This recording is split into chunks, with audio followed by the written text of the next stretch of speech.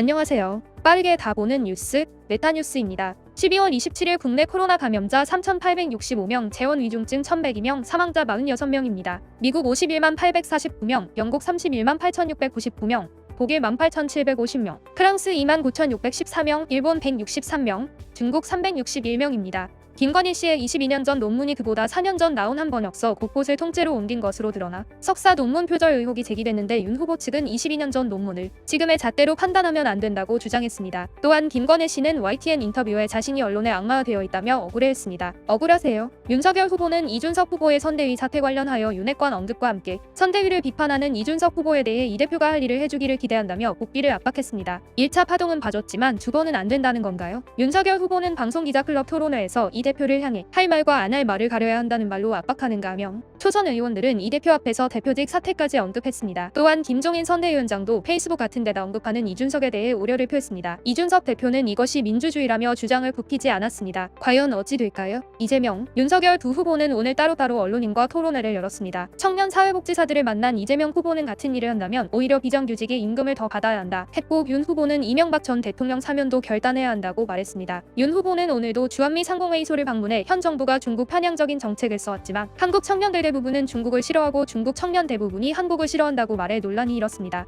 오늘도 한 건가요? 지난 25일 유명 경제 전문 유튜브 채널의 이재명, 윤석열 두 대선 후보의 대담 영상이 동시에 올라왔습니다. 두 후보의 경제 내공을 비교할 수 있어서 좋았다. 선택에 참고가 됐다는 반응이 많았고 나라를 구한 채널이라는 응원까지 나왔습니다. 변변한 TV 토론 한 차례 열리지 않으면서 유권자들의 갈증이 집중된 겁니다. 토론을 안 하니 이런 현상이 생기네요. 이 후보는 다주택자 종부세에 대해 일시적인 2주택자나 비투기 목적 등의 주택 등에는 부담을 덜어주고 이미 거둔 세금도 불합리했다면 환급해 주자고 제안했습니다. 윤석열 후보는 다주택자 양도세 중과 유예 기간도 최대 2년으로 제시했고 1주택자의 경우는 종부세와 재산세를 통합하는 한편 종부세와 취득세도 완화하겠다고 공약했습니다. 누가 더 좋아 보여요? 국회 정치개혁특위는 국회의원 선거와 지방선거에 출마할 수 있는 나이를 만 25살에서 만 18살로 낮추는 내용의 선거법 개정안을 의결했습니다. 개정안이 법사위를 거쳐 본회의를 통과하면 내년엔 고3 학생도 만 18세가 되며 3월 대선과 함께 치러지는 국회의원 재보선에 출마할 수 있습니다. 대통령 선거 출마 연령은 헌법으로 규정돼 있어 만 40살이 넘어야 합니다. 그만큼 학생들도 현실 정치에 대해 공부해야죠.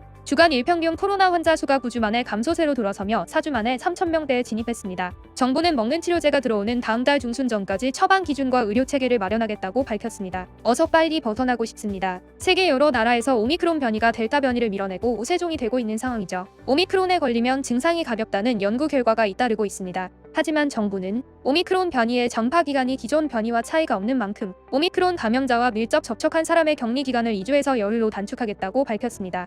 화이자사에 먹는 코로나19 치료제가 이제 다음 달 중순부터 본격적으로 도입될 예정입니다. 증상이 나타나고 나서 닷새가 지나기 전에 먹어야지만 효과가 좋다고 합니다. 정부는 또 중증에 간 신장 환자에게는 먹는 치료제를 권장하지 않으며 부정맥, 고지혈증, 통풍, 협심증 환자에게도 의사와 상의한 뒤 투약하라고 권고했습니다. 방역지원금을 사칭해서 돈을 가로채는 피싱 사기가 기승입니다. 문자 메시지에 첨부된 링크를 절대 클릭하면 안 됩니다. 피싱범들은 금도가 없어요. 현행법은 백혈병 같은 중대 질병이 발생한 반도체 공장의 작업 환경 공개를 국가의 핵심 기술을 보호한다는 이유로 막고 있습니다.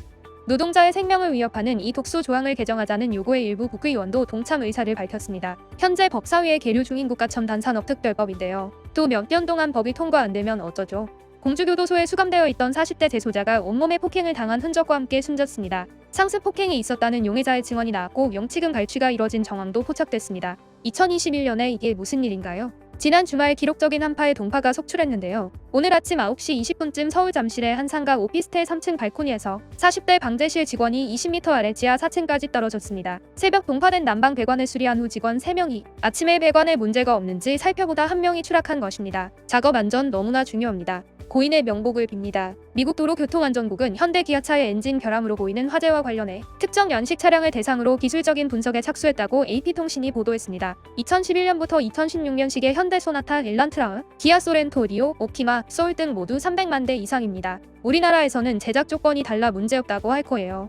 최영삼 외교부 대변인은 일제강점기 조선인 강제노역의 현장인 사도광산을 일본이 유네스코 세계유산 등재 추천을 위한 후보로 선정한 것을 매우 개탄하며 이를 즉각 철회하라고 촉구했습니다. 군함도도 그렇고 일본은 참 안 될 나라예요. 무단 이탈 논란을 빚으며 자유계약 선수가 된 여자 배구 조성화 선수가 끝내 소속팀 없이 올 시즌을 마감했습니다. 현 상황에서 자녀 연봉마저 받을 수 없게 된 조성화는 지난 24일 서울중앙지법에 제출한 계약 해지 효력 정지 가처분 신청이 인용될 경우 IBK 기업은행 선수 신분을 다시 회복할 수도 있습니다. 여자 배구 요즘 말이 많아요. 강원 영동 지방을 제외한 중부지방과 전북 북부의 새벽부터 눈 오는 비가 내릴 예정입니다. 아침 최저 기온은 영하 5도에서 영상 4도, 낮 최고 기온은 영상 5도에서 11도를 나타낼 것으로 보일 예정입니다. 낮에는 기온이 올라 전국 대부분 지역에서 평년 기온을 보일 예정입니다. 메타뉴스 오늘은 여기까지입니다. 즐거운 하루 되세요.